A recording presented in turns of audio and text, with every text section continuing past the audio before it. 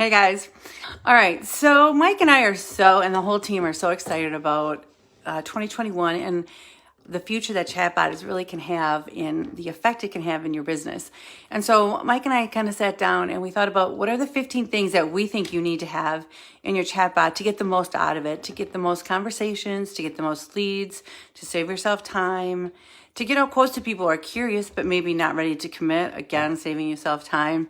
So we're just going to have a couple lives over the next, well, we have 15, so 15 days, and talk about the 15 things that we really think you need to implement in your chatbot to maximize your business. We really feel it's one of the futures of communication for businesses. And we never think you should go all in on just one form of communication because people want to talk to you in all different ways. Some people want to pick up the phone and call you. Some people want to email. Some people want to go to your website and fill out a form. But more and more what we're finding is that people want an instant quote and they want to do it through some of these messaging opportunities that we have. And so, like we said, we're never only thinking it has to be chatbots because we want to meet people where they are.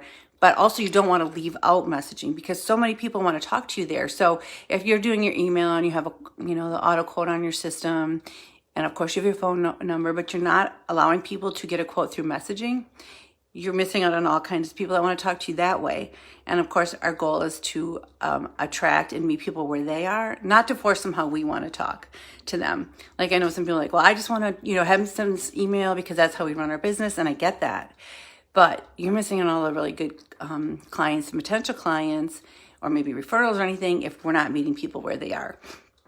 So that's why one of the reasons that we're so hot on Messenger. Another reason is that it really can save your office time and money. Because as this grows more and more, people can get the quote and they can decide, like, for example, let's say me, I wanted to get my lawn cut or my house cleaned, and I just wanted to know how much it was going to be. Or I wanted to get my lawn fertilized, which I kind of do, but not yet because it's winter. But when it's nice, I just want to know how much it's going to cost. Right. And so people can come in and they can get that quote and then I could be like, oh, that's not quite in my budget this year, but I'll keep it in mind. But also when they get that quote, what's going to happen is we're going to follow up and say, hey, would you like other services? And I might be, sure. How much does it cut to cut my lawn? Same with cleaning. I might come in and I just want to find out how much it's going to cost to clean my house because I've got too many dogs and I'm tired of cleaning it myself. And so I get a quote for every 2 weeks and that I might get that price and I think, that's a pretty good price. What is it once a week? So it's important that we're meeting people and think about the time you're saving. If I go in and I get a quote for once every 2 weeks, I'm like, oh, what is it for once a week? And then what if we ask about the add-on? So it's really important, time saver, as 2021 is we're, being efficient in our business and we're growing our business, is that you really start thinking about how live chat and chat can change your business. So we're just going to, I'm going to pop in here every once in a while and talk to you about things I see in the future, what's going on now, ways you can use it. But we're going to start with the 15 things that you should have in your chatbot. And the first thing you should have is your general message. Now, your general message is if you go into someone's chatbot, the first thing you're going to see is like get started on the bottom. And even that trips some people up because they might not even notice like the blue get started button. And so we want to do a couple things in our general message. So this would be if somebody for the first time was engaging with your chatbot, any first time. And let's say they went on your Facebook page and they clicked send a message, or you had some of the growth tools set up that we talked about. It's going to come in. And if you don't have a message there, all they're going to see is get started and they might miss it. Now, we want to have the best user experience as possible. So you want to go into your general message. And I think you want to do maybe 3 things. First is you just want to welcome them, like, hi, hello, hey, how you doing? Like in the language that you would, like how you would talk to somebody. You don't want to be all formal, like, hello, Jennifer. If you're not formal, you might be like, hey, Jennifer. But you want to greet them. So that's the first thing you want to do.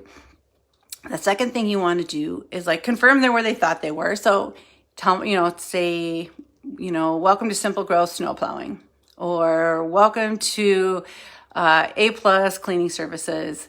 And then there's so many letters you can use, but you might just want to plant the seed like you're the best. So there's a couple ways you can do it. You could use some stars, put a couple stars in front of SimpleGrowth snow plowing. Or you could also say, welcome to SimpleGrowth snow plowing, where we keep your driveways ice-free, or whatever you want to say. But something that's like building the expectation of excellence without really saying too much.